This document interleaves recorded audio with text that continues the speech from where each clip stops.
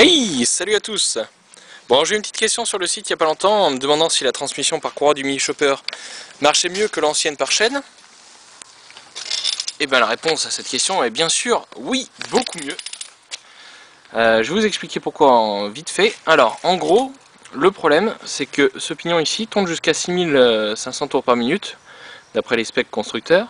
À 6500 tours par minute, avec le pignon que j'avais mis, ça faisait une vitesse linéaire de 120 km/h pour la chaîne, qui était une chaîne de vélo. Alors je pense que là c'est bon, vous avez compris qu'à 120 km/h la chaîne de vélo, elle fait le tour beaucoup trop vite par rapport à ce qu'elle fait sur un vélo.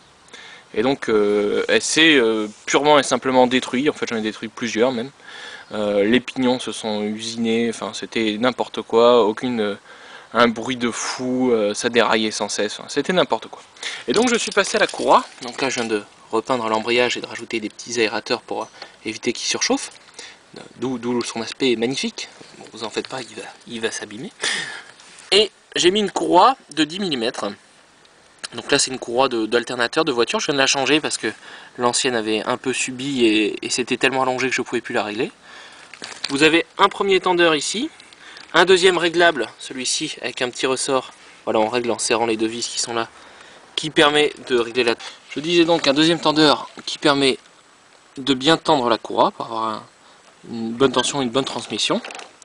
Et ici au final une poulie qui au début est fait pour une courroie de 13 mm, mais bon c'est pas bien grave, elle va un peu plus loin dans la gorge, elle touche pas le fond donc tout va bien, parce que c'est une courroie trapézoïdale hein, pour ceux qui connaissent pas. Le concept c'est qu'elle ne doit pas toucher le fond, c'est pour ça c'est là écranté, le but c'est juste qu'elle puisse faire des plus petits arcs de cercle sans chauffer, parce que ce qui transmet la force c'est vraiment cette partie là de la courroie là, le flanc, les deux flancs, et c'est le fait que la courroie soit, enfin que la poulie soit en V, qui va la pincer dedans et va transmettre la force sans avoir une tension trop importante. Vous avez un peu le même concept sur les courroies multipistes d'alternateurs, les courroies un peu plus larges, un peu plates, c'est que les pistes ne touchent pas le fond, la poulie ne touche pas le fond de la courroie, quoi. Elle touche vraiment que les flancs des pistes ou que le flanc de la courroie trapézoïdale.